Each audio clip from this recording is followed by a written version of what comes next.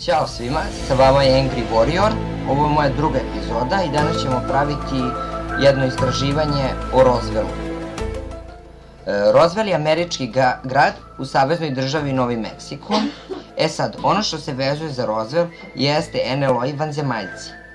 FBI je objavio dokumente da su vanzemaljci sleteli u Roswell. FBI-evi bizarni dokumenti koji dokazuju da su vanzemaljci sleteli u New Mexico pre 1950. godine. Ovaj istražni biro je na svom sajtu u okviru ogranka Valut objavio na hiljade dokumenata. Među njima je dokument koji se odnosi na direktora od strane Gaja Hotela, specijalnog agenta koji je bio zadužen za terensku kancelariju u Vašingtonu 1950. U dokumentu čiji je naslov Leteći tanjir, agent Hotel je otkrio da je istražitelj vazduhoplovstva naveo da su 3 takozvana leteća tanjira pronađena u New Mexico. FBI je cenzurisao istražitelja koji je dao tu informaciju. Agent Hotel je napisao: opisani su kružnog oblika sa izduženim centrima oko 15 metara u prečniku.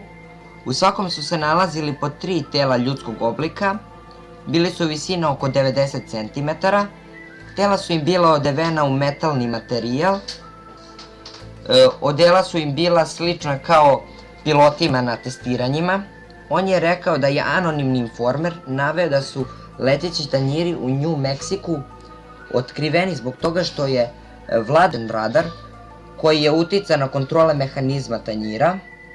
Zatim je naveo da specijalni agent nije hteo više da istražuje. Grad Roswell je postao poznat 2. jula 1947. godine nakon izveštaja da su u pustinji nedaleko od vojne baze srušio leteći tanjir. Priča se da su tela vanzemaljaca pronađena od strane američke vojske. Nad telima je izvršena autopsija, ali su američke vlasti zataškale čitav incident.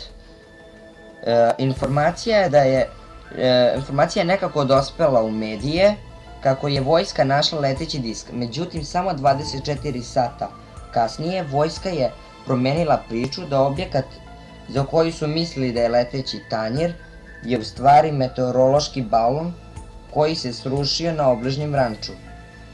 Zanimljivo je kako su mediji i javnost prihvatili ovo bez ikakvih pitanja. Dokumenti su preneti na aerodrom Wright radi detaljnog istraživanja. To je bilo to, nadam se da vam se svideo klip. Ako vam se svideo klip, ostavite like, share i subscribe. Vidimo se do sledeće epizode. Ćao!